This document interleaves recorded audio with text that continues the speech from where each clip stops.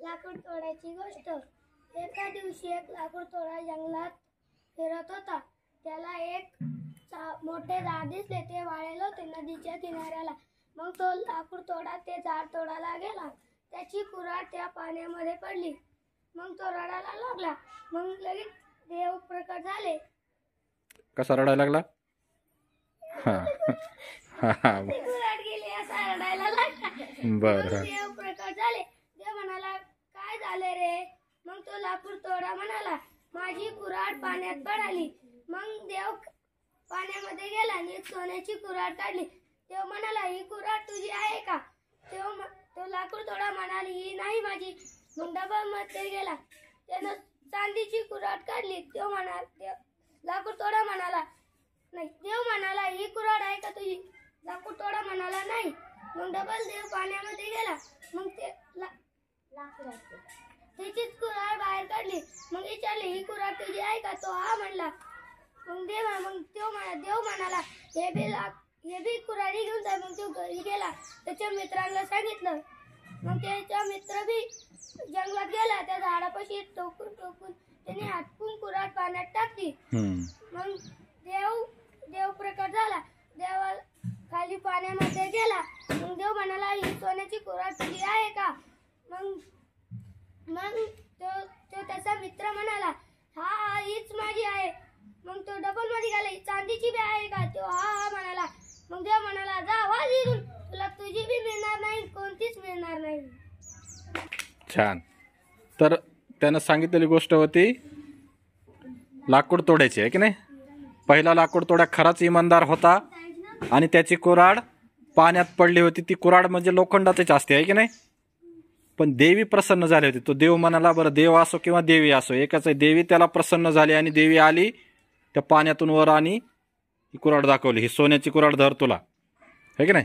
तो लाकूड तोड्या काय करायचा? लाकडं मोळ्या विकून जगायचा ना। मग एखादा लाकूड तोड्या काय म्हणला असता, अरे सोन्याची कुऱ्हाड मिळाली, पुन्हा आपल्याला लाकडं तोडायची गरजच नाही, सोन्याची कुऱ्हाड घेऊन जाऊ आणि मस्त आपण ऐशारामात जगू।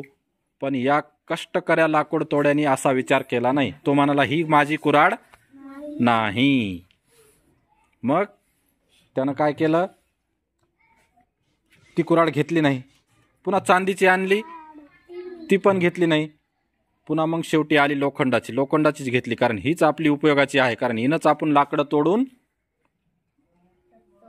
जगू शकतो।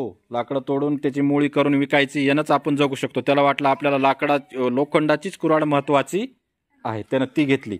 पण देवी त्याला प्रसन्न झाली, त्याच्या इमानदारीवर, त्याच्या खरं बोलण्यावर देवी त्याला प्रसन्न झाली आणि त्या लाकूड तोडायला म्हणाली, तू खूप इमानदार आहेस, माझ्याकडून तुला ह्या सोन्याची आणि चांदीच्या ह्या दोन्ही कुऱ्हाडी तुला मी बक्षीस देते, है की नाही?